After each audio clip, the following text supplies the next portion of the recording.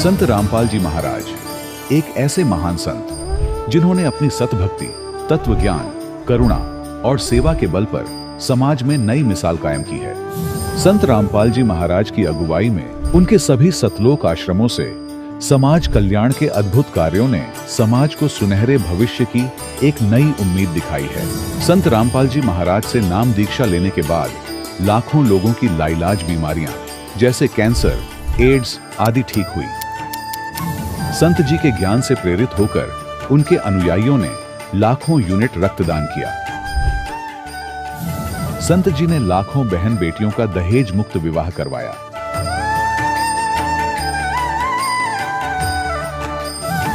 संत जी ने लाखों लोगों का नशा छुड़वाया, करोड़ों उजड़े परिवार बसे। संत जी के आश्रमों में समागम के दौरान निःशुल्क नेत्र चिकित्सा, दंत चिकित्सा प्रदान की जाती है। संत रामपाल जी महाराज द्वारा समय समय पर पर्यावरण संरक्षण के उद्देश्य से बड़े स्तर पर वृक्षारोपण किया जाता है। संत जी ने जरूरतमंदों को तत्काल राहत पहुंचाने के लिए एम्बुलेंस सेवा शुरू की। संत जी अपने अनुयायियों को देहदान के लिए प्रेरित करते हैं, जिससे मानवता की सेवा और चिकित्सा क्षेत्र में सुधार हो सके।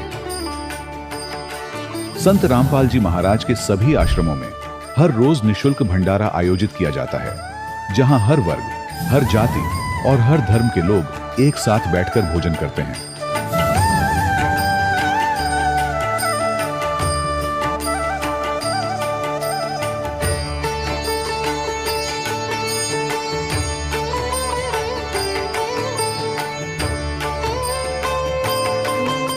संत रामपाल जी महाराज की अन्नपूर्णा मुहिम ने गरीब और बेसहारा लोगों के जीवन में एक नई ऊर्जा और उम्मीद को जन्म दिया है। घर घर खाद्य सामग्री और जरूरी मदद पहुंचाकर संत रामपाल जी महाराज ने लोगों को दुख और मजबूरी से लड़ने की ताकत प्रदान की है।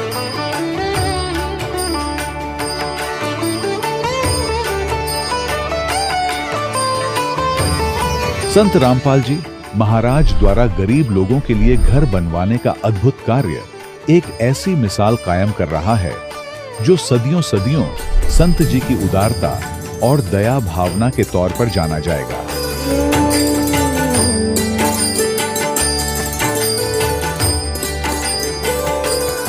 संत रामपाल जी महाराज के आश्रम में हजारों बुजुर्गों को सम्मान और प्यार के साथ जीवन जीने का अवसर मिलता है। उनके खाने, रहने और स्वास्थ्य की पूरी जिम्मेदारी संत रामपाल जी महाराज उठाते हैं। अनाथ बच्चों के लिए संत रामपाल जी महाराज के सभी आश्रम किसी वरदान से कम नहीं। यहाँ उन्हें शिक्षा, संस्कार और भविष्य के लिए बेहतर अवसर प्रदान किए जाते हैं। चाहे बाढ़ हो, भूकंप या महामारी, संत रामपाल जी महाराज और उनके अनुयायी हमेशा ही जरूरतमंदों के लिए सबसे आगे खड़े रहते हैं। कोविड महामारी के दौरान संत रामपाल जी महाराज के आश्रमों से करोड़ों लोगों के लिए भोजन, दवाइयां और जीवन रक्षक सामग्रियां उपलब्ध कराई गई। चाहे गरीब की मदद हो या किसी शोषित और पीड़ित वर्ग के हक और सम्मान की लड़ाई, संत रामपाल जी महाराज ने हमेशा ही उनकी दबी आवाज को सरकारों तक पहुंचाया है और उन्हें उचित न्याय दिलवाने में अहम भूमिका अदा की है। समाज में आध्यात्मिक और सामाजिक मूल्यों के प्रति जागरूकता लाने में संत रामपाल जी महाराज हर कदम पर मानवता के सच्चे सेवक साबित हुए हैं। संत रामपाल जी महाराज का जीवन हमें सिखाता है कि सच्ची सेवा वही है जो निस्वार्थ भाव से की जाए। आइए हम भी इस महान सेवा के कार्य में इस महान संत से जुड़ें और संत रामपाल जी महाराज से नाम दीक्षा लेकर अपने जीवन को धन्य बनाएं।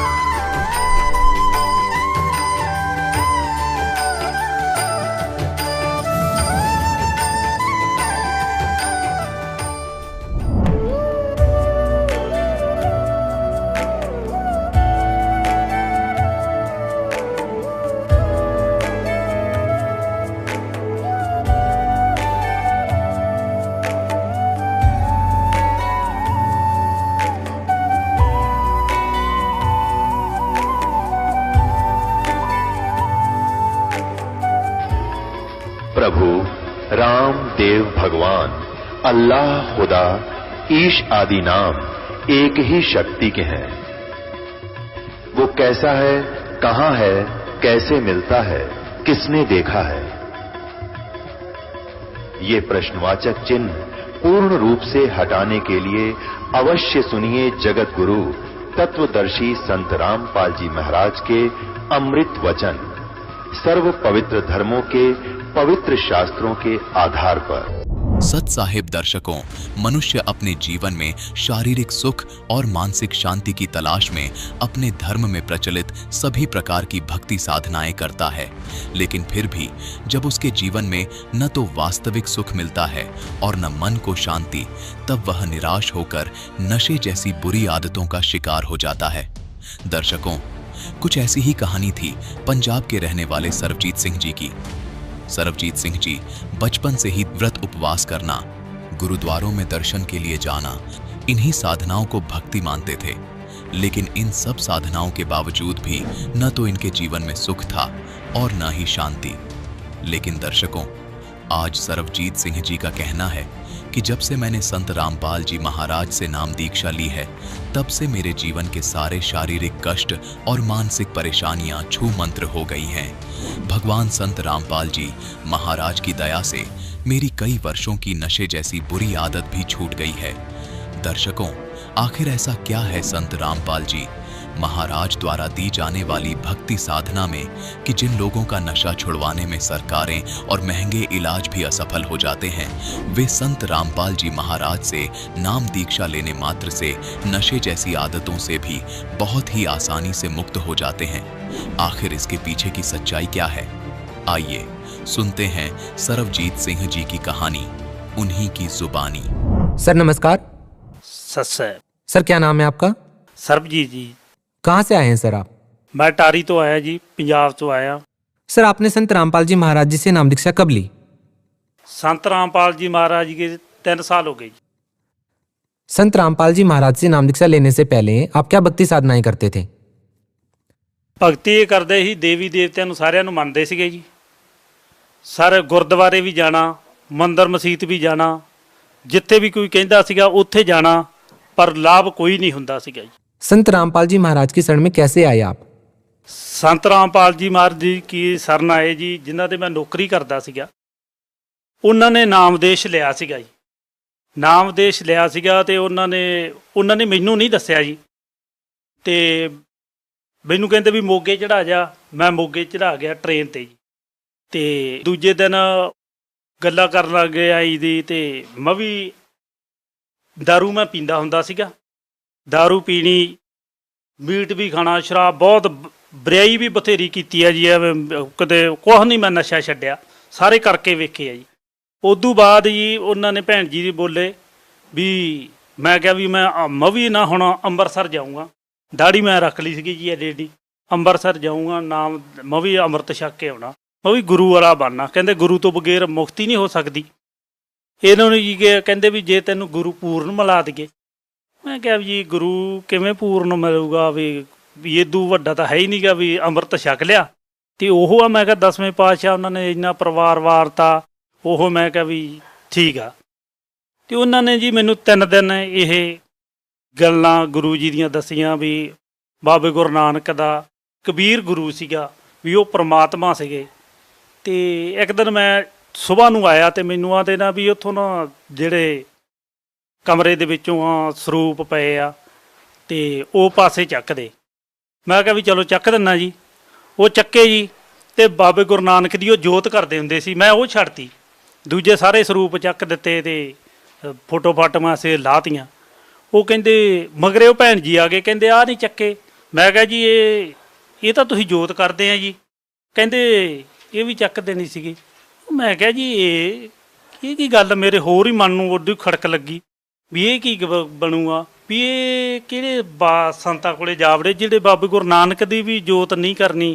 वो कहंदे नहीं, हुण पूर्ण परमात्मा दी जोत करनी आ, जो बाबे गुरु नानक दा गुरु सीगा कबीर साहब। मैं क्या अच्छा जी ये गल हुई।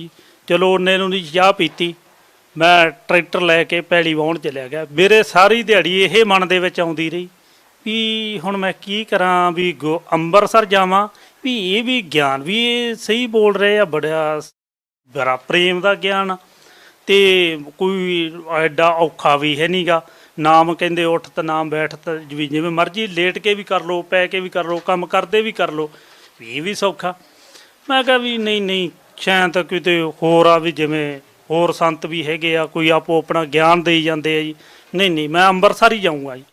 ਇਹਦੇ ਨੂੰ ਕੀ, ਜਦੋਂ ਦੂਜੀ ਵਾਰ ਰਾਤ ਨੂੰ ਮੈਂ ਦਾਰੂ ਪੀ ਲੈਂਦਾ ਸੀਗਾ ਜੀ, ਜਦੋਂ ਦੂਜੇ ਦਿਨ ਫੇਰ ਮੈਨੂੰ ਆਖਿਆ, ਭੈਣ ਜੀ ਨੇ ਆਂਦੇ ਮੈਨੂੰ ਸੁਣਾਈ ਵੀ ਵਈ ਨਦੀ ਤੇ ਬਾਬੇ ਗੁਰੂ ਨਾਨਕ ਨੂੰ ਜਿੰਦਾ ਮਹਾਤਮਾ ਦੇ ਰੂਪ ਦੇ ਵਿੱਚ ਪ੍ਰਮਾਤਮਾ ਮਿਲੇ ਸੀਗੇ, ਤੇ ਉਹਨਾਂ ਨੇ ਬਾਬੇ ਗੁਰੂ ਨਾਨਕ ਦਾ ਵੀ ਗੁਰੂ ਉਹੀ ਆ। ਤੇ ਮੈਂ ਇਹਨੇ ਨੂੰ ਜਦੋਂ ਦੂਜੀ ਵਾਰ ਗਏ, ਤੇ ਮੈਂ ਤੜਕੇ ਨੂੰ ਫੇਰ ਟਰੈਕਟਰ ਜੋੜ ਕੇ ਖੇਤ ਗਿਆ, ਤੇ ਮੇਰਾ ਉਹਦੇ ਐਡਾ ਮਨ, ਅੱਖਾਂ 'ਚੋਂ ਮੇਰੇ ਪਾਣੀ ਡਿੱਗਣ ਵੀ ਮੈਂ ਹੁਣ ਕਰਾਂ ਕੀ। ਮੈਂ ਇਹ ਨਿੱਤ ਉੱਠਣਾ ਸਵਖਤੇ ਅਰਦਾਸ ਕਰਨੀ, ਇਹ ਪ੍ਰਮਾਤਮਾ ਜਿੱਧਰ ਸੱਚ ਦਾ ਰਸਤਾ ਮੈਨੂੰ ਉੱਧਰ ਲੈ ਜਾ। 3 ਦਿਨ ਮੈਂ ਇਹੀ ਕਰਦਾ ਰਿਹਾ ਜੀ। ਮੈਂ ਅਰਦਾਸਾਂ ਕਰਨੀਆਂ ਰਾਤ ਨੂੰ ਵੀ ਇਹ ਪ੍ਰਮਾਤਮਾ ਜਿੱਧਰ ਰਸਤਾ ਸਹੀ ਆ ਮੈਨੂੰ ਉੱਧਰ ਲੈ ਚੱਲੋ। ਜੇ ਅੰਮ੍ਰਿਤਸਰ ਰਸਤਾ ਸਹੀ ਆ, ਅੰਮ੍ਰਿਤ ਛਕਣ ਤੋਂ ਮੁਕਤੀ ਹੋ ਸਕਦੀ ਆ ਤਾਂ ਉੱਧਰ ਲੈ ਚੱਲੋ। ਜੇ ਮੁਕਤੀ ਇੱਧਰ ਜਾ ਕੇ ਹੋ ਸਕਦੀ ਆ, ਗੁਰੂ ਰਾਮਪਾਲ ਤੋਂ ਨਾਮ ਲੈ ਕੇ ਮੁਕਤੀ ਹੋ ਸਕਦੀ ਆ, ਤਾਂ ਮੈਨੂੰ ਇੱਧਰ ਲੈ ਜਾਓ। ਬਸ ਜੀ 6 ਦਿਨਾਂ ਦੇ ਵਿੱਚ ਮੇਰਾ ਐਸਾ ਮਨ ਹੋ ਗਿਆ। ਫਿਰ ਮੈਂ ਰਾਤ ਦਿਨ ਦਾਰੂ ਮੈਂ ਪੀ ਲੈਂਦਾ ਸੀਗਾ, ਤੇ ਫਿਰ ਮੈਂ ਭੈਣ ਜੀ ਨੂੰ ਆ ਕੇ, ਭੈਣ ਜੀ ਵੀ ਤੁਸੀਂ ਮੈਨੂੰ ਉਹਦੇ ਲਿਜਾਣਾ ਜਿੱਦੇ ਮੈਂ ਮਰ ਗਿਆ। ਉਹ ਕਹਿੰਦੇ ਕਿਉਂ? ਮੈਂ ਕਿਹਾ ਕਿਉਂਕਿ ਗੁਰੂ ਤਾਂ ਕਹਿੰਦੇ ਇਹ ਤਾਂ ਸਾਧਾ ਤਾਂ ਇੱਕ ਪਤਾ ਨਹੀਂ ਗਾ ਜੀ, ਵੀ ਹੁਣ ਪਤਾ ਨਹੀਂ ਆਵੇ ਚਾਹੇ ਨਾ ਆਵੇ, ਤੇ ਗੁਰੂ ਕਰਨਾ ਜ਼ਰੂਰੀ ਚੰਗੀ ਗੱਲ ਆ। ਫਿਰ ਭੈਣ ਜੀ ਆਂਦੇ ਚਲੋ ਠੀਕ ਆ, 1-2 ਆਪਣੇ ਹੋਰ ਭਗਤ ਆ ਵੀ ਉਹਨਾਂ ਨਾਲ ਸੰਪਰਕ ਕਰਕੇ ਆ ਵੀ ਉਹ ਆਪਾਂ ਨੂੰ ਚੱਲ। ਮੈਂ ਕਿਹਾ ਮੈਂ ਉਹਨਾਂ ਕੋਲੇ ਗਿਆ ਜੀ, ਉਹ ਕਹਿੰਦੇ ਜਾਂ ਤਾਂ ਭਗਤ ਜੀ ਪਹਿਲਾਂ ਦੱਸਣਾ ਸੀ। ਮੈਂ ਕਿਹਾ ਵੀ ਮੈਂ ਤਾਂ ਨਹੀਂ ਰੁਕ ਸਕਦਾ, ਮੈਂ ਤਾਂ ਤੜਕੇ ਨੂੰ ਜਾਣਾ ਭਾਵੇਂ ਮੈਨੂੰ ਕੁਛ ਵੀ ਹੋ ਜਾਵੇ। ਜੇ ਮੈਂ ਕਿਹਾ ਮੌਤ ਦਾ ਤਾਂ ਪਤਾ ਹੀ ਨਹੀਂ ਕਿ ਵੀ ਕਦੋਂ ਹੋ ਜਾਣੀ ਆ। ਫਿਰ ਮੈਂ ਭੈਣ ਜੀ ਨੂੰ ਆਖਿਆ, ਭੈਣ ਜੀ ਮੈਂ ਕਿਹਾ ਤੁਸੀਂ ਗਏ ਆ ਤੇ ਤੁਸੀਂ ਜਾ ਨਹੀਂ ਸਕਦੇ ਮੇਰੇ ਸਾਥ? ਕਹਿੰਦੇ ਵੀ ਚੱਲ ਠੀਕ ਆ, ਤੜਕੇ ਨੂੰ ਤੂੰ ਆ ਜੀ।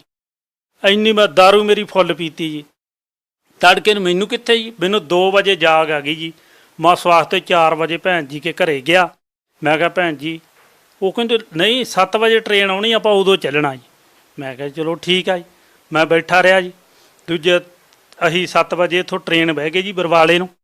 ਤੇ ਰਾਹ ਦੇ ਵਿੱਚ ਮੈਨੂੰ ਤਾਂ ਪਤਾ ਹੀ ਨਹੀਂ ਸੀਗਾ ਵੀ ਕਿਵੇਂ ਉਹ ਨਾਮਦੇਸ਼ ਦਿੰਦੇ ਆ, ਕਿਵੇਂ ਉਹ ਤੇ ਹੁੰਦਾ। ਜਦੋਂ ਰਾਹ 'ਚ ਅਸੀਂ ਧੂਰੀ ਦੇ ਕੋਲ ਪਹੁੰਚੇ ਨਾ ਜੀ, ਤੇ ਭੈਣ ਜੀਆਂ ਦੇ ਕੋਈ ਭਗਤ ਮਿਲ ਜਾਵੇ ਨਾ, ਤੇ ਫਿਰ ਕੋਈ ਵੀ ਤੈਨੂੰ ਨਾਮਦੇਸ਼ ਦਵਾ ਦੇਵੇ। ਮੈਂ ਕਿਹਾ ਕਿਉਂ ਭੈਣ ਜੀ, ਤੁਸੀਂ ਨਾਮਦੇਸ਼ ਲੈ ਕੇ ਆਏ ਹੋ ਗੁਰੂ ਜੀ ਤੋਂ, ਤੇ ਮੈਨੂੰ ਕੀ ਗੱਲ ਆ ਵੀ? ਕਹਿੰਦੇ ਨਹੀਂ, ਕੋਈ ਭਗਤ ਮਿਲ ਜਾਵੇ ਨਾ ਫਿਰ ਤੁਹਾਨੂੰ ਸਮਝਾ ਦੂ ਕਿਵੇਂ ਪ੍ਰਣਾਮ ਕਰਨੀ ਆ, ਕਿਵੇਂ ਸਮਝਣਾ, ਉੱਥੇ ਤੈਨੂੰ ਸਮਝ ਨਹੀਂ। ਮੈਂ ਕਿਹਾ ਵੀ ਠੀਕ ਆ। ਮੇਰੇ ਵੀ ਚਿੰਤਾ ਲੱਗ ਗਈ ਜੀ। ਚਿੰਤਾ ਇਹ, ਜਦੋਂ ਅਸੀਂ ਉਦੋਂ ਬਾਅਦ ਧੂਰੀ ਲੰਘੇ ਆ ਜੀ, ਇੱਕ ਭਗਤ ਤੇ ਉਹ ਸਾਡੇ ਕੋਲ ਹੀ ਆ ਕੇ ਬਹਿ ਗਿਆ ਟ੍ਰੇਨ ਦੇ, ਤੇ ਕਹਿੰਦਾ ਜੀ ਭੈਣ ਜੀਆਂ ਦੇ ਵੀ ਇਉਂ ਕਰੋ ਵੀ ਤੁਸੀਂ ਕਿਹੜੇ ਥਾਂ ਜਾਣਾ? ਕਹਿੰਦਾ ਵੀ ਮੈਂ ਗੁਰੂ ਰਾਮਪਾਲ ਜੀ ਦੇ ਜਾਣਾ। ਅਸੀਂ ਕਿਹਾ ਵੀ ਅਸੀਂ ਵੀ ਉੱਥੇ ਹੀ ਜਾਣਾ। ਸਰ ਕਿਹਾ ਵੀ ਭੈਣ ਜੀਆਂ ਦੇ ਵੀ ਚਲੋ ਆਦਾ ਸਾਥ ਬਣ ਗਿਆ, ਬਹੁਤ ਵਧੀਆ ਗੱਲ ਹੋ ਗਈ ਤੇ ਪ੍ਰਮਾਤਮਾ ਦੀ ਦਇਆ ਹੋ ਗਈ। ਕਹਿੰਦੇ ਵੀ ਇਹ ਮੁੰਡਾ ਹੈਗਾ ਜੀ, ਇਹਨੂੰ ਨਾਮਦੇਸ਼, ਇਹਨੂੰ ਪਤਾ ਨਹੀਂ ਗਾ ਕੋਈ। ਉਹ ਕਹਿੰਦਾ ਮੈਂ ਜ਼ਰੂਰ ਦਵਾਊਂਗਾ ਜੀ, ਤੇ ਤੁਸੀਂ ਬੇਚਿੰਤਾ ਹੋ ਜਾਓ। ਚਲੋ ਜੀ, ਉੱਥੋਂ ਉਹਨਾਂ ਨੇ ਜਦੋਂ ਅਸੀਂ ਅੰਦਰ ਗਏ, ਇੰਨੀ ਸ਼ਾਂਤੀ ਜੀ ਉੱਥੇ, ਭਾਈ ਕਿਆ, ਮੇਰਾ ਤਾਂ ਮਨ ਗਦਗਦ ਹੋ ਗਿਆ ਜੀ। ਇੰਨੀ ਕਿਤੇ ਜਮਾਂ ਵੀ ਆ, ਮੈਂ ਜਿਉਂ ਇੰਨਾ ਹੋ ਗਿਆ, ਮੈਨੂੰ ਸ਼ਾਂਤੀ ਆਈ ਨਹੀਂ ਕਿਤੇ ਮਨ ਨੂੰ। ਜਦੋਂ ਅੰਦਰ ਹੀ ਦਰਵਾਜ਼ੇ ਦੇ ਅੰਦਰ ਗਏ, ਇੰਨਾ ਉੱਥੇ ਪਿਆਰ ਮਿਲਿਆ ਜਿਵੇਂ ਵੀ ਇਹ ਪਹਿਲਾਂ ਵੀ ਆਉਂਦੇ ਰਹੇ ਇੱਥੇ ਜੀ। ਉੱਥੇ ਭਗਤਾਂ ਨੇ ਆਖਿਆ ਵੀ ਇੰਨੀਆਂ ਮਰਜ਼ਾਦਾ ਜੀ, ਤੇ ਤੁਸੀਂ ਨਾਮਦੇਸ਼ ਲਓਗੇ ਤੇ ਇੰਨੀਆਂ ਮਰਜ਼ਾਦਾ ਰੱਖਣੀਆਂ ਪੈਣਗੀਆਂ, ਇਹ ਨੇਮਾਂ ਦਾ ਪਾਲਣ ਕਰਨਾ ਪਊਗਾ। ਮੈਂ ਕਿਹਾ ਜੀ ਕੁਛ ਵੀ ਹੋ ਜਾਵੇ, ਭਾਵੇਂ ਮੇਰਾ ਸਰੀਰ ਵੀ ਚਲਿਆ ਜਾਵੇ, मैं पालन जरूर करूँगा। कराना तो मालिक नहीं कराना। सर, संत रामपाल जी महाराज से नाम दीक्षा लेने से पहले किन नियमों का पालन करना पड़ता है? आखिर वो नियम क्या है? उन्होंने आख्या जी मीट नहीं खाना, शराब नहीं पीनी, जानी बुराई छड्डनी है जी, कोई नशा नहीं करना जी। सर, संत रामपाल जी महाराज से नाम दीक्षा लेने के बाद आपको क्या अनुभव हुए हैं? लाभ तो बहुत मालिक ने चमत्कार दिते जी, बहुत जी की ससूँ भी रात भी पै सकती है जी, मालिक ने इन्ने लाभ दिते हैं बहुत ज़्यादा। सर, आपसे जानना चाहेंगे कि संत रामपाल जी महाराज के सभी श्रद्धालु ये कहते हैं कि संत रामपाल जी महाराज से नाम दीक्षा लेते ही नशा छूट जाता है, क्या आपका मानना है कि संत रामपाल जी महाराज से नाम दीक्षा लेने के बाद नशा छूट जाता है? क्योंकि आप भी बहुत सारा नशा करते थे, आपके साथ क्या अनुभव रहा? ਗੁਰੂ ਰਾਮਪਾਲ ਦੀ ਮਹਾਰਾਜ ਜੀ ਜਿਹੜੀ ਬੰਦਗੀ ਦਿੰਦੇ ਆ ਉਹਦੇ ਨਾਲ ਨਸ਼ਾ ਛੁੱਟਦਾ ਜੀ। ਉਹ ਜਦੋਂ ਨਾਮ ਦੇਸ਼ ਉਹਨਾਂ ਨੇ ਨਾਮ ਗ੍ਰਹਿਣ ਕਰ ਲਿਆ ਪ੍ਰਮਾਤਮਾ ਤੋਂ, ਪ੍ਰਮਾਤਮਾ ਦੀ ਇਹ ਕਿਹੜੀ ਗੱਲ ਆ, ਉਹ ਤਾਂ ਕੁਛ ਵੀ ਕਰ ਸਕਦੇ ਆ। ਨਸ਼ੇ ਤਾਂ ਕੁਛ ਵੀ ਚੀਜ਼ ਨਹੀਂ, ਉਹ ਤਾਂ ਜਨਮ ਮਰਨ ਦਾ ਰੋਗ ਕੱਟੀ ਜਾਂਦੇ ਆ, ਤੇ ਨਸ਼ੇ ਤਾਂ ਕੁਛ ਚੀਜ਼ ਵੀ ਨਹੀਂ ਪ੍ਰਮਾਤਮਾ ਮੂਹਰੇ ਜੀ। ਇਹ ਤਾਂ ਆਟੋਮੈਟਿਕ ਕੱਟੇ ਜਾਂਦੇ ਜੀ ਰੋਗ। और क्या क्या लाभ हुए सर आपके साथ? ਮੇਰੇ ਲਾਭ ਬਹੁਤ ਹੋਏ ਆ ਜੀ। ਉਵੇਂ ਜੇ ਕਿਸੇ ਨੂੰ ਕਹੀਏ ਸੱਤ ਨਹੀਂ ਮੰਨਣਾ, ਉਹ ਮੇਰੀ ਜ਼ਿੰਦਗੀ ਦੇ ਵਿੱਚ ਮੈਨੂੰ ਪਤਾ ਕਿੱਡਾ ਕਿੱਡਾ ਪ੍ਰਮਾਤਮਾ ਨੇ ਚਮਤਕਾਰ ਮੇਰੇ ਨਾਲ ਕੀਤੇ ਆ ਜੀ। ਇਹ ਜੀ ਇੱਕ ਵਾਰੀ ਮੈਂ ਖੇਤ ਗਿਆ ਲਾਈਟ ਮੁੜ ਗਈ ਜੀ। ਲਾਈਟ ਮੁੜ ਗਈ ਤੇ ਉਹ ਨਾ ਜੋੜ ਮੱਚ ਗਿਆ ਜੀ। ਮੈਂ ਦਵਾ ਸਾਈਕਲ ਖੜਾਇਆ ਜੀ। ਮੈਂ ਹੁਣ ਕਿਸੇ ਨੇ ਭਗਤ ਨੇ ਮੰਨਣਾ ਨਹੀਂ ਗਿਆ, ਕਿਸੇ ਨਹੀਂ ਮੰਨਣਾ ਵੀ ਇਹ ਕਿਵੇਂ ਹੋਇਆ। ਉਹ ਸਾਨੂੰ ਪਤਾ ਗੁਰੂ ਕੀ ਕਰਦਾ ਸਾਡੇ ਵਾ, ਉਹਨਾਂ ਨੂੰ ਸਭ ਪਤਾ ਵੀ ਬੱਚੇ ਕਿਵੇਂ ਰੱਖਣੇ ਆਪਦੇ। ਮੈਂ ਦਵਾ ਗਿਆ ਤਾਂ ਮੈਂ ਵੇਖਿਆ ਨਾ, ਮੈਂ ਕਿਹਾ ਲਾਈਟ ਮੁੜ ਗਈ। ਉਹ ਵੇਖਿਆ ਉਹ ਤੇਰਾ ਇਹਦਾ ਲਾਈਟ ਦਾ ਫੇਰ ਤਾਰ ਮੱਚ ਗਈ। ਉਹ ਮੈਂ ਹੱਥ ਨਾਲ ਹੀ ਮਰੋੜਤੀ ਇੰਨੇ ਨੂੰ ਜੀ। ਮੋਟਰ ਹੱਥ ਨਾਲ ਹੀ ਮਰੋੜੀ ਜਾਂਦਾ ਤੇ ਮੋਟਰ ਚੱਲ ਪਈ ਜੀ। ਉਹ ਮੈਂ ਕਿਹਾ ਇਹ ਤਾਂ ਲਾਈਟ ਆ ਗਈ ਆ। ਐਡੀ ਪ੍ਰਮਾਤਮਾ ਨੇ ਇਹ ਵੀ ਚਮਤਕਾਰ ਕੀਤਾ, ਨਹੀਂ ਤਾਂ मेरी मृत्यु सीगी, लाइट कित्थे छड़ दी जी। संत रामपाल जी महाराज ने जो भक्ति विधि आपको प्रदान की है उसके बारे में आप क्या कहना चाहेंगे? संत रामपाल जी महाराज जी जेड़े है ना भगती ओह दिंदे, सब तो वड्डा जन्म मरण दा रोग है। यह बाबे गुरु नानक ने यही बंदगी की है जी। इसे ना जन्म मरण कट्टिया जा सकता है। सर आप भगत समाज को क्या संदेश देना चाहेंगे? भगत समाज जो यही मैं हथ प्रार्थना ही करदा जी, हथ जोड़ के भी गुरु रामपाल जी महाराज जी को नाम दीक्षा लो ते अपना कल्याण करो। देखिए सर, श्रद्धालु संत रामपाल जी महाराज से नाम दीक्षा कैसे ले सकते हैं? ਇਹ ਜੀ ਵੇਖੋ ਹੁਣ ਤਾਂ ਜ਼ਿਲ੍ਹਿਆਂ ਦੇ ਵਿੱਚ ਬਹੁਤ ਥਾਂ ਚੈਨਲ ਤੇ ਇੱਕ ਥੱਲੇ ਪੀਲੀ ਪੱਟੀ ਦੇ ਉੱਤੇ ਆਉਂਦੇ ਨੰਬਰ ਆਉਂਦੇ ਆ ਜੀ। ਉਹ ਕਿਸੇ ਵੀ ਸੰਪਰਕ ਕਰ ਸਕਦੇ, ਫੋਨ करके ਤੇ ਤੁਸੀਂ जुड़ सकते जी ना। सर आप ये बताइए कि संत रामपाल जी महाराज अन्य धर्मगुरुओं से किस प्रकार अलग हैं?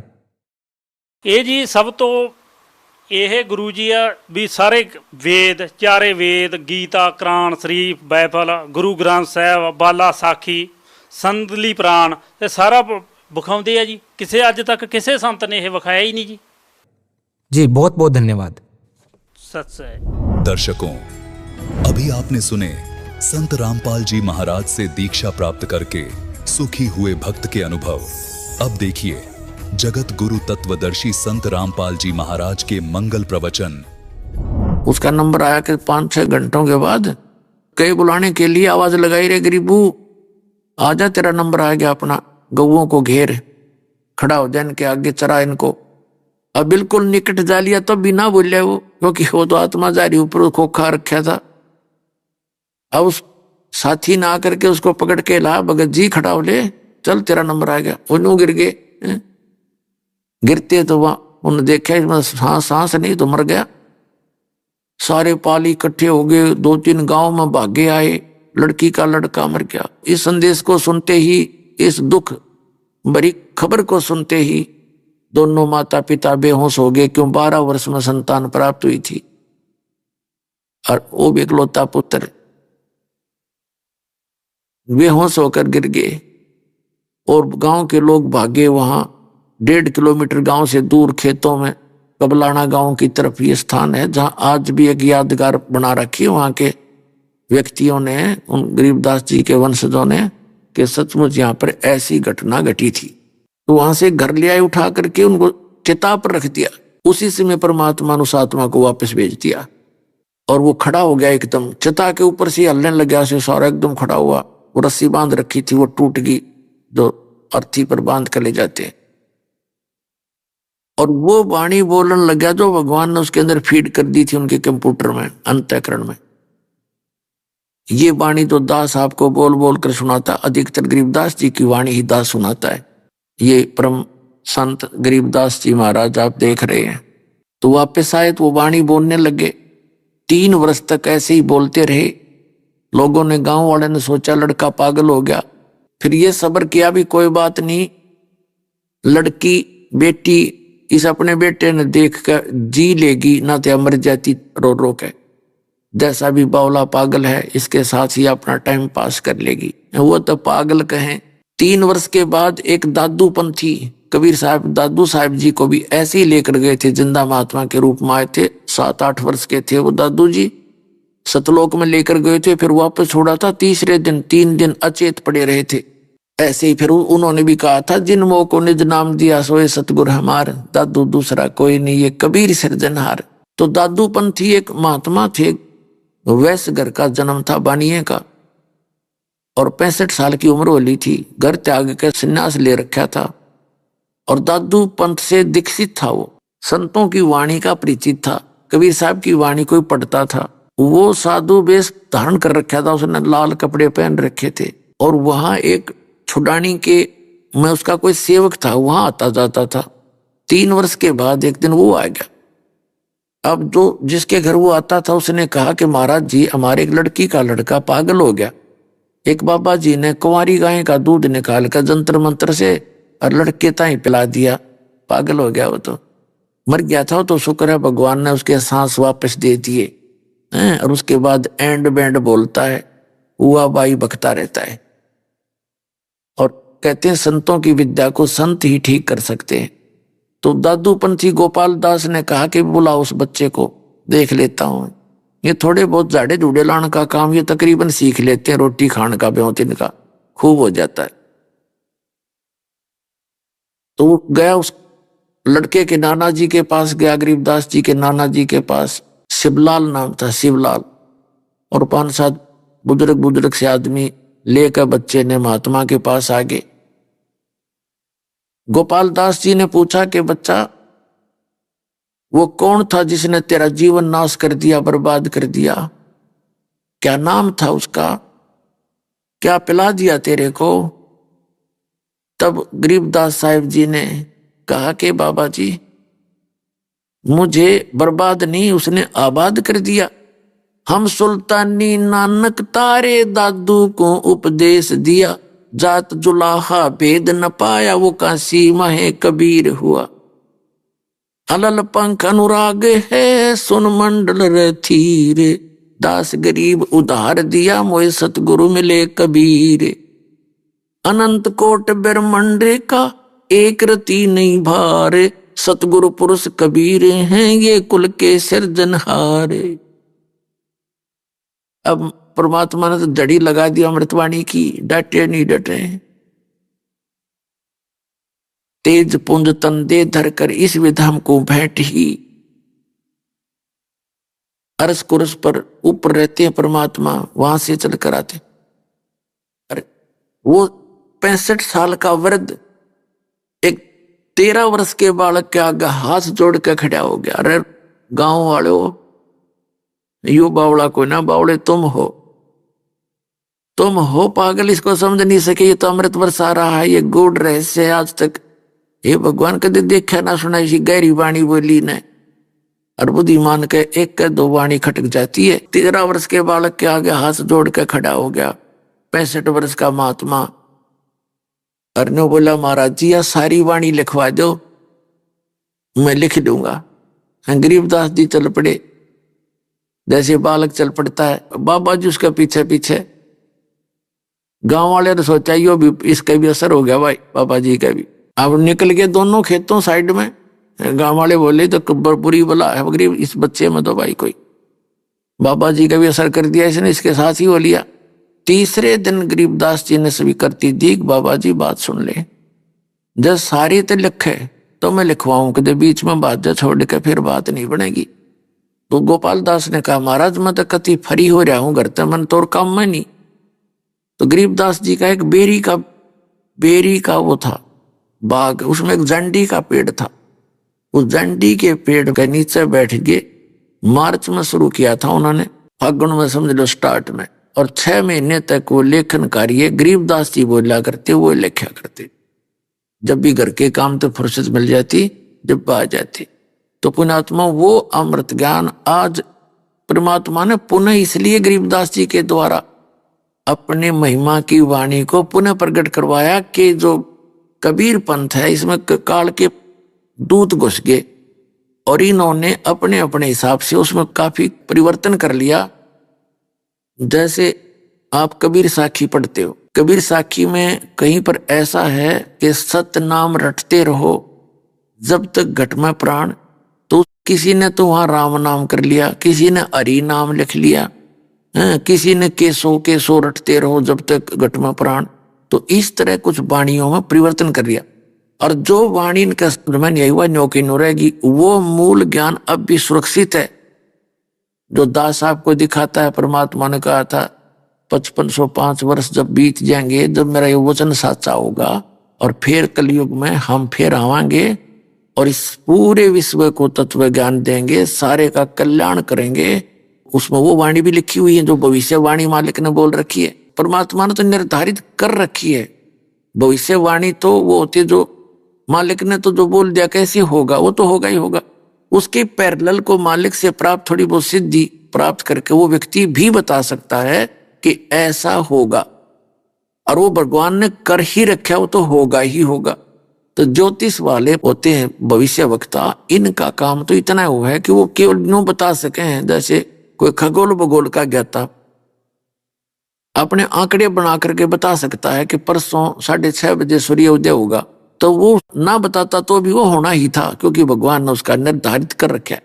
तो ऐसे ये समय जो मालिक ने खुद बताया था और अन्य भविष्य वक्ताओं ने भी ऐसे ही बता रखा है।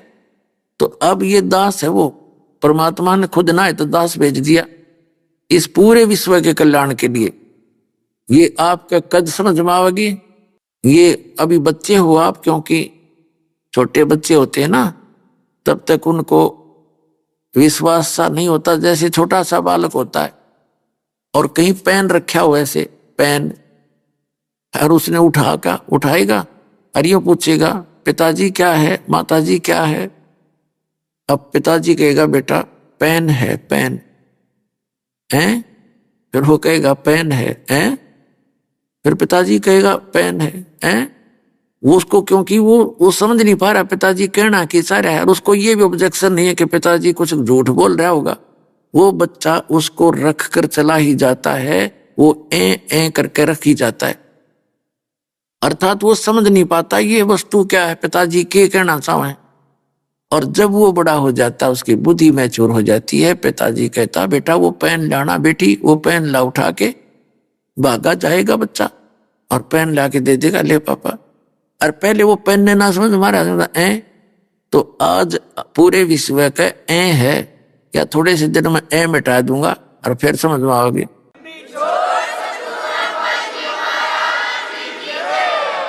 इस तत्व ज्ञान से या मिट जाएगी, बुद्धि मैच्योर हो जाएगी, फिर आपने दूर दिखाई देगा वो सारा का सारा न्यों का न्यों। सचमुच यही है जो कुछ है। तो पुण्यात्माओं, उस अमृतवाणी में क्या बताया, धर्मराय दरबार में देई कबीर तलाक, मेरे भूले चूके हंस को तू पकड़िए मत कजाक। धर्मराज के न्यायाधीश के ऑफिस में गरीबदास जी ने आके बताया अपनी वाणी में कि गोपाल दास, जब परमात्मा मुझे वहां धर्मराज के दरबार में लेकर गए और धर्मराज हाथ जोड़कर खड़ा हो गया करबद्ध, और परमात्मा जैसे बड़ा अधिकारी छोटे अधिकारी पर डांट मारा करे, एसपी जैसे ऐसे चोन धमकाया करे, ऐसे जाकर डांट लगा रहा है, वो जी सर कर रहा है।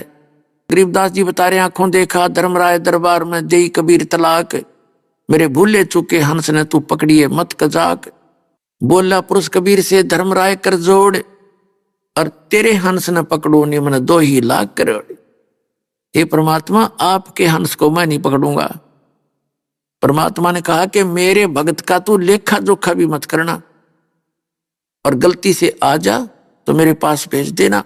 तो धर्मराज ने कहा कि परमात्मा, आपकी शरण माने से पहले इसके गुड और बैड अकाउंट दोनों होते हैं। तो इसके जो बैड अकाउंट में इसके बुरे संस्कार हैं, उसके अनुसार तो दाता मैंने सजा सुनानी पड़ेगी, मेरी मजबूरी है, उसका कोई विकल्प बताओ। तो परमात्मा ने कहा कि कर्म भ्रम ब्रह्मंड के मैं पल में कर दो नेस, उनको क्रॉस मार दूंगा, और जिन हमारी 2 दिशो करो हमारे पेश। बोल सतगुरुदेव।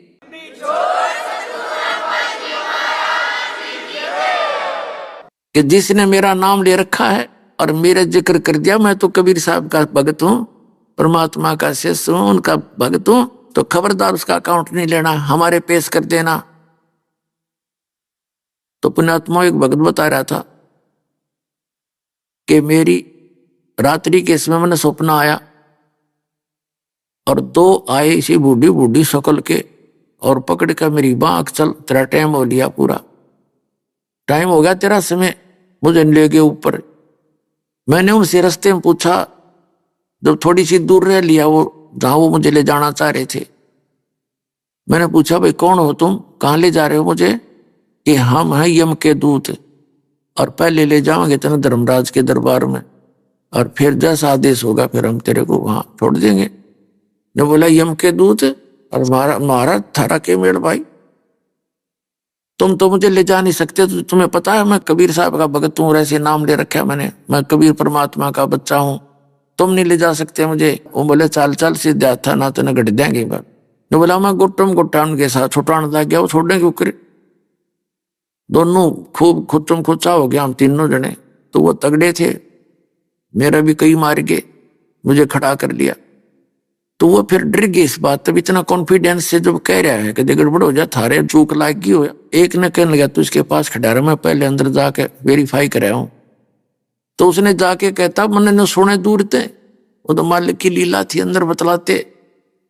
उसने कहा जी ऐसे ऐसे एक व्यक्ति लाए हैं जो आपका आदेश था, वो तो यूं कहे मैं कबीर साहब का भगत हूं, तो मुझे ले जा नहीं सकते। ये बात कर दे उसने फट दे वो फाइल खोली उसकी, ने बोला निकम्मे यू नहीं है, वो दूसरा है इससे नाम का, और पटको इसने मरवाओगे मुन्ने भी। तो वो यूं कहता सुने तो मुन्ने भी मरवाओगे न, छोड़ का तुरंत बाइज्जत। तो जब वो वापस आए ने बोला छोड़ दे बीमारी ने, बोला ऊपर तो पटक दिया मेरे बेटा ने ऊपर से और इज्जत तो कड़े छोड़ने थे, बोला ऊपर तो पटक दिया, नो आओ मैं सबकी लेनता। और नीचे आया जब एकदम नो आँख खुली मेरी, उठा तो मेरे हाथ पैर काम नहीं करे, सारा शरीर पसीना पसीना। जब मैं ठीक ठाक जाग जाता तो मेरे नो सोचूं सपना है यो, मेरा 10 मिनट के बाद तो मेरे शरीर हरकत में आया था, ऐसी स्थिति है। तो पुण्यात्माओं आपका ऐसे समर्थ से मेल हो गया है, अब सच्चे दिल से भक्ति करना, पूरे परिवार की रक्षा करेगा और सतलोक जाओगे, शरीर जाओगे, वहां जाकर सुंदर शरीर पाओगे। बोलो सतगुरुदेव की जय हो।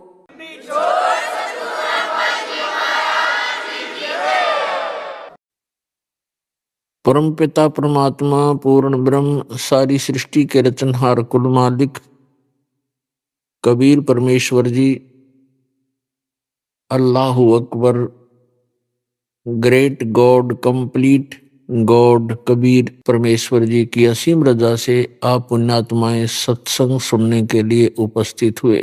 मानव जीवन का मिलना अति दुर्लभ है। पुण्यात्माओं आध्यात्मिक ज्ञानहीनता के कारण हम अपने मानव शरीर को, इस मानव जीवन को संसारिक कार्यों में ही नष्ट कर जाते हैं,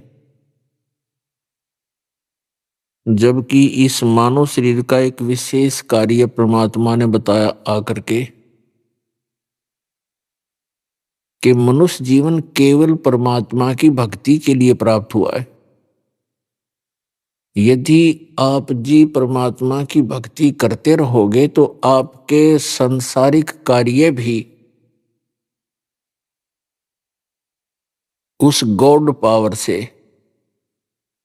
परमात्मा की शक्ति से आसानी से होते रहेंगे, और जो आप अपने सारा जीवन में नहीं कर सकते, परमात्मा चंद ही वर्षों में कर देता है।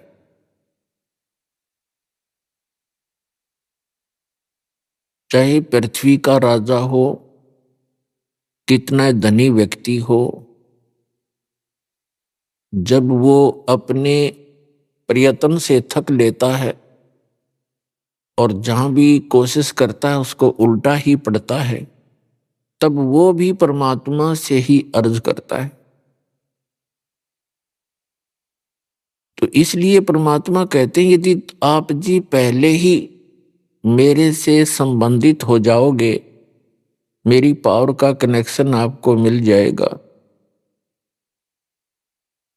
तो आपको फिर सदा वो सुख मिलता ही रहेगा जो परमात्मा देता है। जब हम दुखी होते हैं परमात्मा की खोज करते हैं। आत्मा को ये पूरा ज्ञान है कि जो सुख भगवान दे सकता है वो इंसान नहीं दे सकता, चाहे राष्ट्रपति से भी आप मेल कर लो, उसकी भी असमर्थता होती है। लेकिन परमात्मा की डिक्शनरी में, परमात्मा के शब्दकोश में असंभव शब्द नहीं है। इसलिए उस परमेश्वर ने आके स्वयं ही यथार्थ ज्ञान बताया है, क्योंकि जब तक भगवान आकर स्वयं ज्ञान नहीं देते तब तक इस काल भगवान के द्वारा भ्रमित संत, साधु, फकीर, ब्राह्मण, मुल्ला, काजी, ये जो भी जिस धर्म का प्रवक्ता है, वो काल प्रेरणा से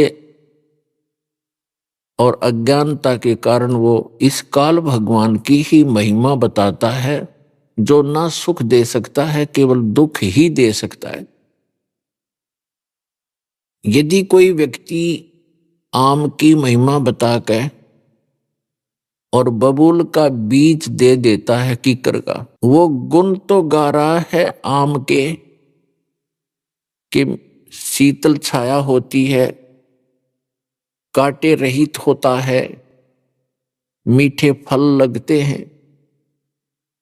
आम के गुणों में तो ऐसा ही लिखा है, लेकिन बीज बबूल का बो देने से, बीज देने से वो उसको कांटे ही प्राप्त होते हैं, आम नहीं प्राप्त हो सकते। ठीक इसी प्रकार जितने भी परमात्मा से अपरिचित ऋषि, महर्षि, ब्राह्मण, गुरु, मुल्ला, काजी, पीर हुए हैं, वो चले तो थे आम की खोज में, लेकिन काल प्रेरणा से प्रेरित ये अन्य ऋषि महर्षि मिल जाने से उन्होंने बबूल बोली, किक्कर बीज ली आम के धोखे में। तो पुण्यात्मा वो किक्कर इतनी बीज दी कि इस दास के लिए उन सब को साफ करना कठिन हो रहा है। अब हमें उस आम की महिमा का पता चला। अन्य संतों ने जो जानकारी दी, उनका इतिहास, उनका अनुभव, उनके प्रवचन सुने और पढ़े, तो पता चला कि वो गुण तो गाते आम का और बीज बो रखा है बबूल का, तो उनके अनुयायियों को सुख हो ही नहीं सकता।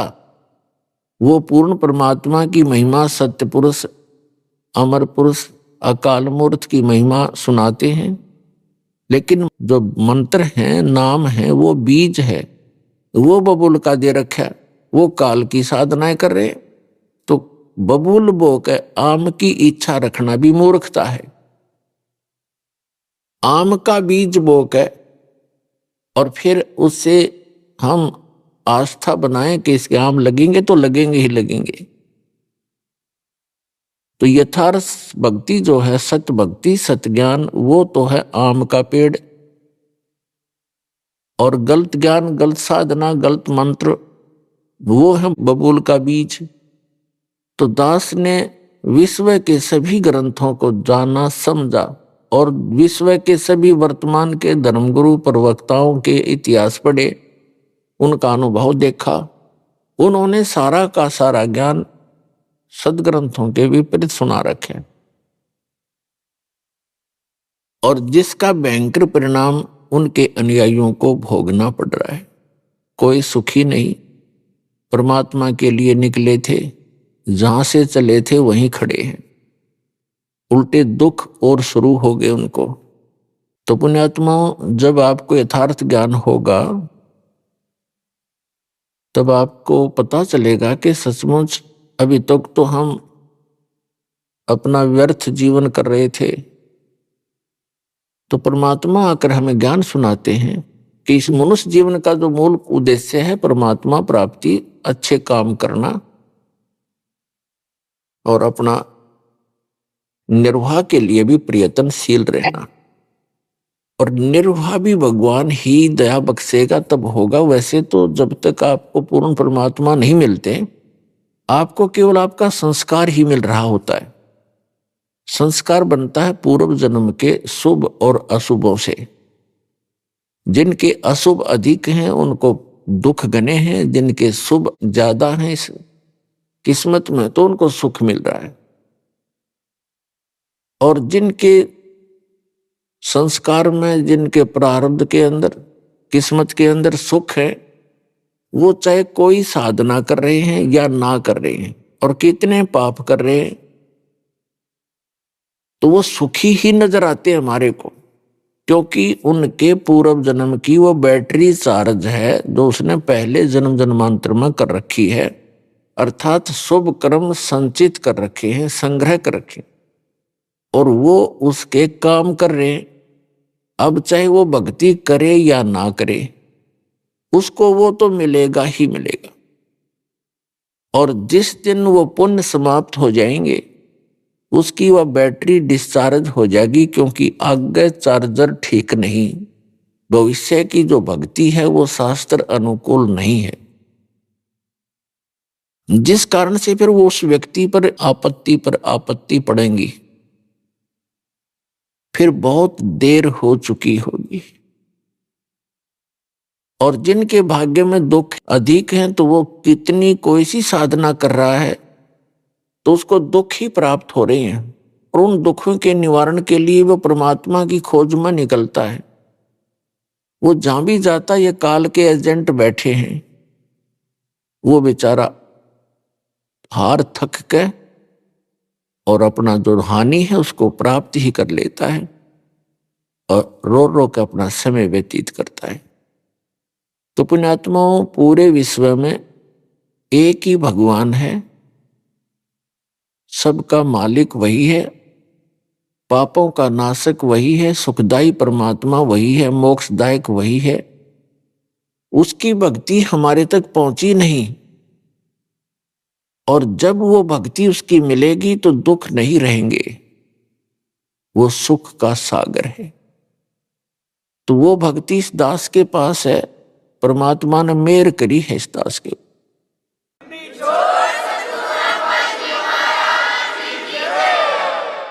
और इस काल ने इतने ये अज्ञानी संत छोड़ दिए, ये इस भक्ति का, इस मार्ग का विरोध करने पर तुले हुए हैं, क्योंकि वो जनता के हितैषी नहीं, शत्रु हैं, शुरू से ही शत्रु का काम कर रहे हैं। और इस मार्ग में जो बाधा कर रहे हैं परमात्मा के में, तो वो एक घोर पाप को इकट्ठा कर रहे हैं, बाद में पछताएंगे वो। तो इसलिए आप जी का कर्तव्य बनता है कि प्रत्येक प्राणी को, अपने मित्र को, भाई को, बहन को, रिलेटिव को समझाएं, काल के जाल से निकालो उनको। वो भयंकर दुख का सामना कर रहे हैं, और इस मनुष्य जीवन को नष्ट करके आगे जो उनके ऊपर कहर टूटेंगे,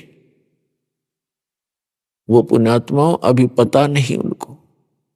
और इस परमात्मा की शरण में आने से वो हर दुख से छूट जाएंगे।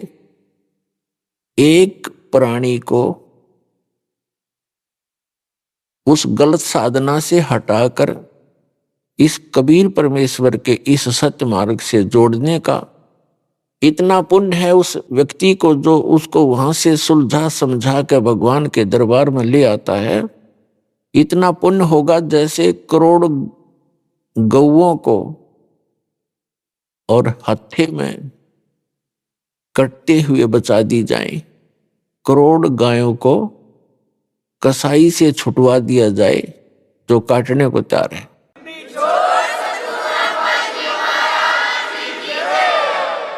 इतना पुण्य होगा उस व्यक्ति को जो एक प्राणी को यहां लाकर जोड़ देगा, क्योंकि उस भोली आत्मा को ज्ञान नहीं, वो फंस गया उन नकलियों के, और उनको पूर्ण संत मान करके उनके चिपका हुआ है। पूर्व संस्कार से चाहे उसको कोई लाभ भी हो रहा है तो वो ये सोच रहा है संत की साधना से हो रहा है। अब संत की साधना का तो इस दास के साधना से तुलना करके पता चलेगा वो ठीक है कि गलत। तो सत साधना ना करके गलत साधना करने से उस प्राणी के ऊपर भविष्य में कितने दुख होंगे। कभी पशु बनेगा, कभी पक्षी बनेगा। आप जी को दास ने बहुत बार दिखाया है। महावीर जैन जी की जीवनी, उसमें वो 60 करोड़ बार तो गधा बना, 30 करोड़ बार कुत्ता। पशु योनि के भी इतने लगातार दुख भोगने पड़ते। एक कुत्ते के जीवन 60-30 करोड़, हाथी के जीवन 60 करोड़, गधे के जीवन 60 करोड़, और फिर जाकर के कभी कोई मानव शरीर प्राप्त होता है। तो उस पुण्यात्मा को जो यहां आ गया, उसके ये सारे दुख मिट जाएंगे। उसका फिर पुनर्जन्म या तो होगा मनुष्य का ही, और अन्यथा वो सीधा सतलोक चला जाएगा। दो ही बात है।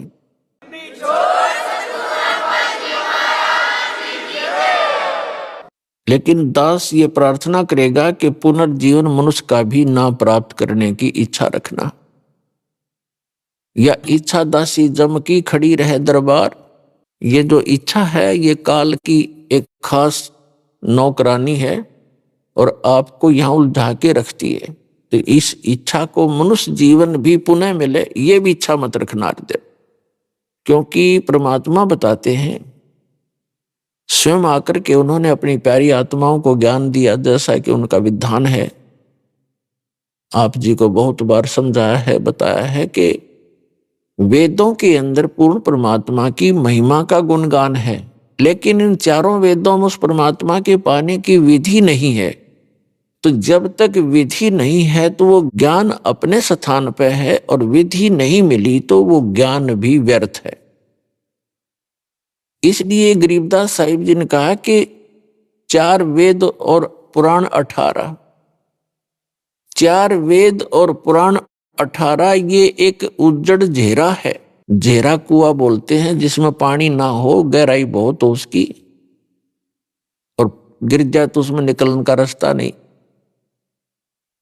ना मरे ना जीवे। कहते हैं ये जो ज्ञान है वेद सत्र का, पुराण सत्र का, कहते हैं यो एक उज्जड़ घेरा है, और सतमार्ग तो इससे उचेरा है, अलग है, ऊंचा है। ये उज्जड़ घेरा क्यों बताया? क्योंकि इसमें महिमा तो है परमात्मा की, लेकिन उसके पाने की विधि नहीं है। जैसे कुएं में पड़ गया, किसी ने पता तो कुएं में गिर गया, नशे में गिर गया, और साधन बाहर निकलने का है नहीं, तो उस ज्ञान का क्या फायदा कि मैं कुएं में पड़ा हूं। तो साधन साथ हो निकलने का, तो जो परमात्मा ने आकर ज्ञान दिया उसको सूक्ष्म वेद कहते हैं। और जिन महापुरुषों को परमात्मा मिले हैं, उनको जो ज्ञान दिया है वो उस परमात्मा के सूक्ष्म वेद का समर्थन करते हैं, क्योंकि उन्होंने परमात्मा को आंखों देखा है। वो सचखंड गए हैं, सतलोक गए हैं, फिर उनको भगवान ने वापस छोड़ा है, तो वो पक्केगा वहां भगवान के, उस सतलोक और सचखंड के। अभी आपने सुने संत रामपाल जी महाराज के मंगल प्रवचन।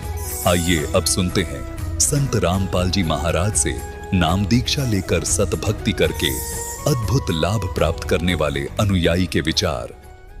दर्शकों, मनुष्य अपने जीवन में आध्यात्मिक सुख व शांति के लिए हर संभव प्रयास करता है, लेकिन जब उसे सही भक्ति मार्ग नहीं मिलता तो वह निराश होकर मानसिक तनाव का शिकार हो जाता है। दर्शकों, ऐसी ही कहानी थी उत्तराखंड की रहने वाली सृष्टि धवन जी की। सृष्टि जी अपने जीवन में कई प्रकार की भक्ति साधनाएं किया करती थीं। इन्होंने अनेकों प्रकार के जाप भी किए, व्रत भी रखे, लेकिन इसके बावजूद भी सृष्टि जी को जीवन में कोई सुख शांति नहीं मिली। लेकिन दर्शकों, आज सृष्टि जी का कहना है कि जब से मैंने संत रामपाल जी महाराज से नाम दीक्षा ली है, तब से मेरी जिंदगी पूर्ण रूप से बदल गई है। दर्शकों, आखिर संत रामपाल जी महाराज ने सृष्टि जी को कौन सी जड़ी दे दी कि वो संत रामपाल जी महाराज का इतना गुणगान कर रही हैं? आखिर इसके पीछे की सच्चाई क्या है? आइए सुनते हैं सृष्टि जी की कहानी, उन्हीं की जुबानी। नमस्कार जी। नमस्कार सर। क्या नाम है जी आपका? सृष्टि धवन। सृष्टि जी, आप कहाँ से हैं? उत्तराखंड काशीपुर से हूँ जी। संत रामपाल जी महाराज से नाम दीक्षा आपने कब ली? जनवरी 2014 में। षष्ठी जी, क्या आपने कोई भक्ति साधनाएं भी की हैं? भक्ति साधना हम जैसे सभी देवी देवताओं की हमारे समाज में, हिंदू समाज में चलती है, वो सब करते थे। और साथ साथ जो मेरे पापा थे वो कबीरपंथी जलंधर पंजाब से जुड़े हुए थे वहाँ से, लेकिन वहाँ से भक्ति करते थे, कोई लाभ नहीं मिलता था, पापा को बहुत दिक्कत आती थी। और वहाँ पे जो भी वो भक्ति साधना बताते थे वो यथार्थ नहीं थी। ऐसे अब हम संत रामपाल जी महाराज जी की शरण में आए हैं तो हमें पता चला है कि जो भी हमारे कबीर सागर में लिखा हुआ है वो सब वो भक्ति नहीं बताते थे हमें जलंधर पंजाब में। फिर भी लेकिन हम उनकी भक्ति करते थे उस टाइम, हमें क्योंकि ज्ञान नहीं था। और जो मेरी मम्मी हैं वो कामा मथुरा में वहाँ पे जाती थी और उनसे नाम दीक्षा ली हुई थी, लेकिन तब भी हमारे घर की जो कंडीशन थी बहुत बुरी थी, फाइनेंशियल कंडीशन भी बहुत बुरी थी और मेरे पापा हमेशा बीमार रहते थे। तो फिर आप संत रामपाल जी महाराज जी की शरण में कैसे गए, क्या कारण रहा? जैसे मेरे पापा हमेशा से धार्मिक उन्हें धर्म में इंटरेस्ट था, तो पापा सत्संग सुनते थे टीवी पे। एक दिन पापा ने लगा लिया तो उस पर संत रामपाल जी महाराज जी का सत्संग आ रहा था। पापा सत्संग देखते थे, जैसे हम तो छोटे थे, हमें कोई इतना ज्ञान नहीं था उस टाइम पे, छोटे थे हम, तो पापा सत्संग देखते थे और सुनते थे बहुत ध्यान से। और सत्संग सुन के जो नीचे नंबर्स आते हैं वहाँ से पापा ने ज्ञान गंगा बुक मंगाई, संत रामपाल जी द्वारा लिखित बुक ज्ञान गंगा। तो जैसे पापा ने मंगाई 2011 में मंगाई पापा ने, तो पापा ने धीरे धीरे उस बुक को पढ़ा और जो लास्ट में उसमें लाभ दिए होते हैं, जैसे संत रामपाल जी के जो शिष्य हैं उन्हें बहुत सारे लाभ देते हैं जो यथार्थ भक्ति करने से मिलते हैं हमें, तो पापा ने वो पढ़े।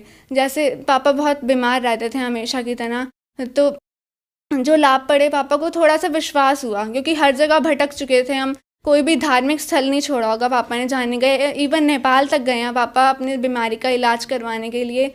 और गुरुद्वारे भी जाते थे, मंदिर में भी हर जगह जाते थे, या कोई भी धार्मिक कोई भी प्रोग्राम होता था जलंधर पंजाब में भी हर पूर्णमासी को जाते थे।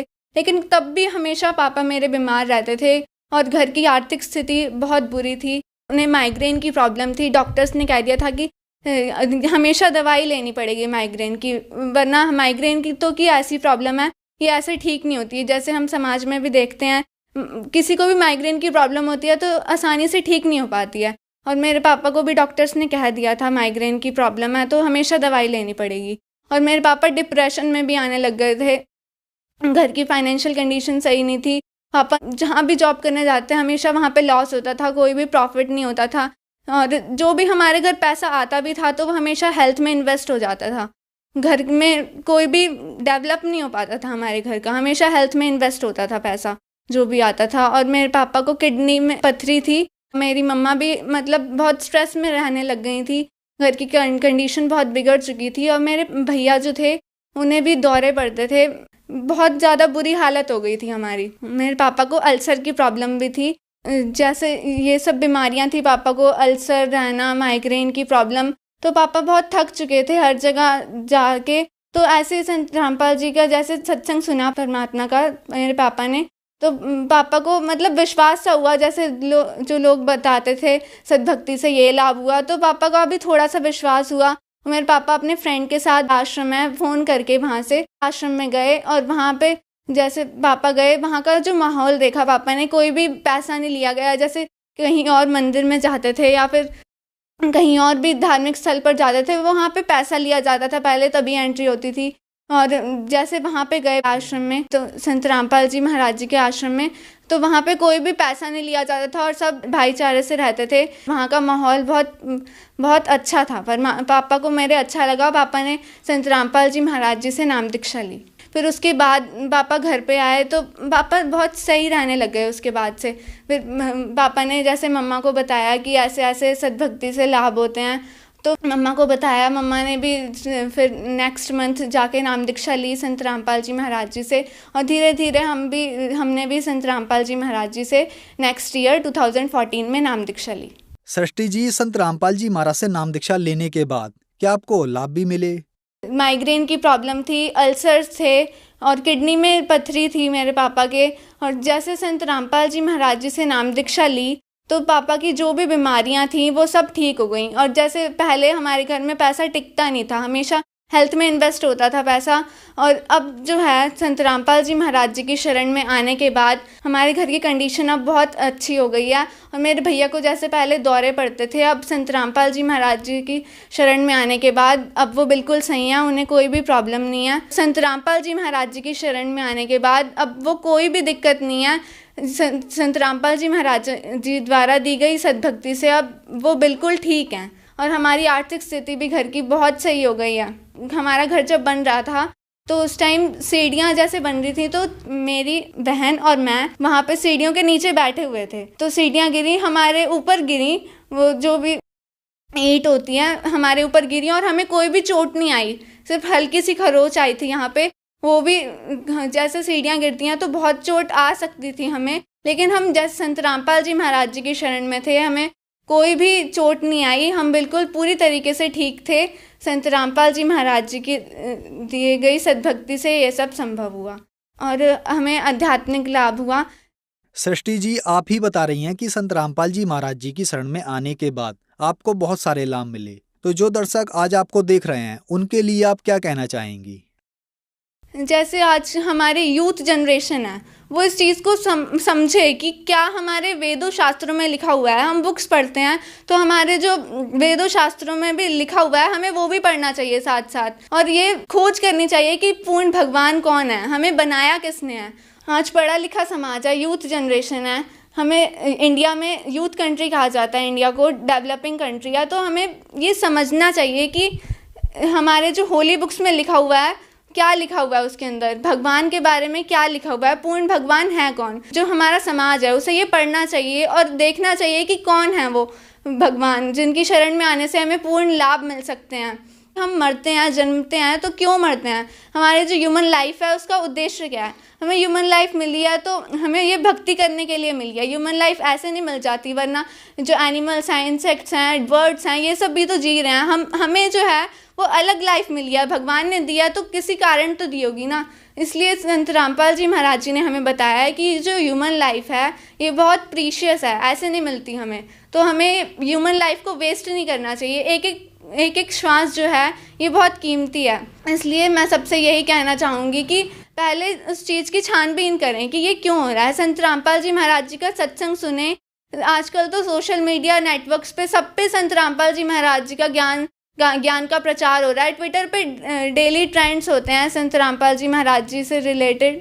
संत रामपाल जी महाराज बता रहे हैं कि ये गलत है और ये सही है, तो हमें भी ये पढ़ना चाहिए। हम फेसबुक, ट्विटर, इंस्टाग्राम, हर किसी सोशल मीडिया प्लेटफॉर्म पे जोरों शोरों से संत रामपाल जी महाराज जी का ज्ञान प्रचार चल रहा है। और जो संत रामपाल जी द्वारा लिखित बुक्स हैं, जीने की राह और ज्ञान गंगा, उसमें भी ज्ञान लिखा हुआ है, तो आप एक बार पढ़ें तो ज़रूर। अगर आपको नहीं भी मानना है तो मत माने, कम से कम पढ़ के तो देखें। ऐसा नहीं है कि नाम सुना कि संत रामपाल जी महाराज जी, हमें तो पढ़ना ही नहीं है, कम से कम रिसर्च तो करके देखें कि क्या लिखा हुआ है उसके अंदर। सृष्टि जी, संत रामपाल जी महाराज से नाम दीक्षा कैसे ली जा सकती है?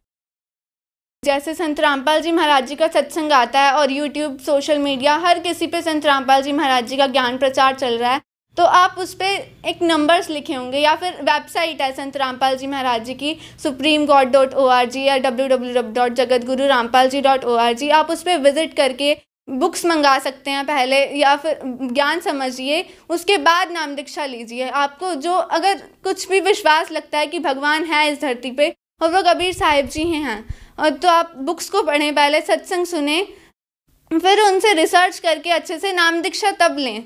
धन्यवाद जी। धन्यवाद।